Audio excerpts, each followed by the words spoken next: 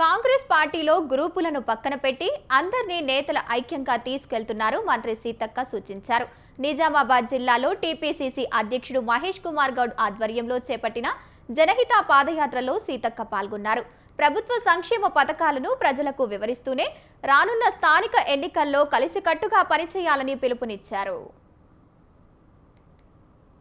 ఉన్నటువంటి నాయకులకు అందరికీ ఒకటే తెలియజేస్తా ఉన్నాం, అందరికి ఓపిక ఉండాలి. చిన్న చిన్న సమస్యలు మనకు పడనోళ్ళు మనకు పడ్డోళ్ళు అందరూ పార్టీలో ఉంటారు. అందరినీ గౌరవించాలి, ఓపికగా డీల్ చేసుకోవాలి, ఓపికగా వాళ్ళతో వ్యవహరించాలి తప్ప ఎప్పుడు కూడా మరి గొడవలకు దిగడం, నాకు నచ్చని వ్యక్తులు ఇక్కడ ఉండొద్దు అనుకోవడం, నీకు నచ్చని వ్యక్తులు నాకు నచ్చని వ్యక్తులు కాదు, సమాజానికి నచ్చటోళ్ళందరినీ మనం చేర్చుకోవాలి, దగ్గర తీసుకోవాలి, నాయకత్వంలో కలుపుకోవాలి. నాయకుడు అనే వాళ్ళు మండల స్థాయి నాయకుడు కావచ్చు, గ్రామ స్థాయి నాయకుడు కావచ్చు, జిల్లా నాయకుడు కావచ్చు. గ్రూప్ లీడర్లుగా ఉండకండి, గుడ్ లీడర్స్ గా ఉండండి. అందరూ మీ దగ్గర మీ నాయకత్వానికి సపోర్ట్ దొరుకుతుంది. నేను ముగ్గురికే నాయకుని, నేను నలుగురికే నాయకుని, ఎవరిని కలుపుకోపోను, నాకు ఎవరు వద్దు అంటే వాళ్ళు ఇంకో గ్రూప్ కడతారు, మీకు ఈక్వల్ గా నాయకులు అవుతారు. నలుగురిని చీల్చి కలుపుకోపోయారు అనుకో, మీకు ఈక్వల్ గా తయారయ్యేప్పుడు మీరా నేనా అన్నట్టు ఉంటుంది.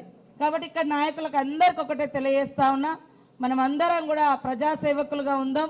గాంధీ ఐడియాలజీ మరి ఇన్ని సంవత్సరాలైనా కూడా చెక్కు చెదరకుండా ముందటికెళ్తుంది.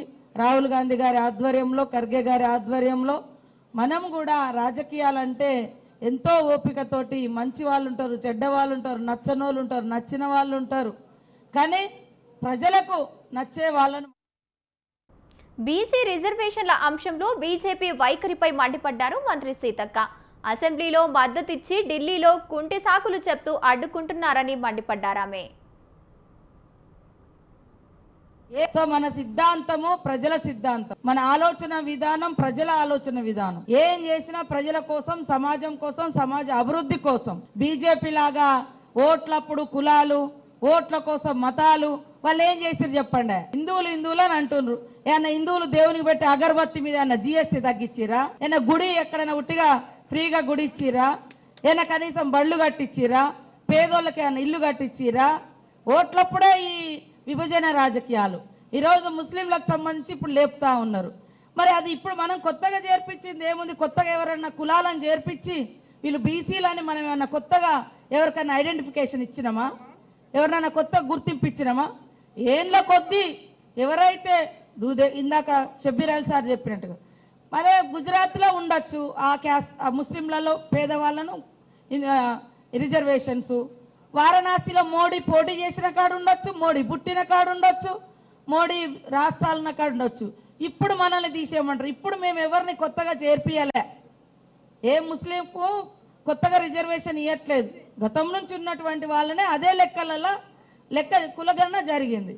అంటే తొంటరితనం అంటారు దీన్నే. అసెంబ్లీలో సంపూర్ణంగా మద్దతు ఇస్తున్నామని చెప్పారు. బయటకు వచ్చి ఆ బిల్లు తీసుకుపోయి ఇప్పుడు ఢిల్లీలో ఉన్నది, ఆ ప్రభుత్వం ఆమోదించాలి, మోడీ గారు, రాష్ట్రపతి గారు, కేంద్రము.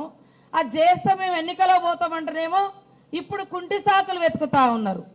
వీళ్ళకి ఎంతసేపు ఏ పేదోళ్ళు, ఏ బడుగు బలైన వర్గాలు, ఎవరికి అసలు రిజర్వేషన్ల విధానానికే వాళ్ళు వ్యతిరేకం. బీసీలకు, ముస్లింలకనే కాదు, ఎవరికి ఉండొద్దు, ఎవరికి సబ్సిడీ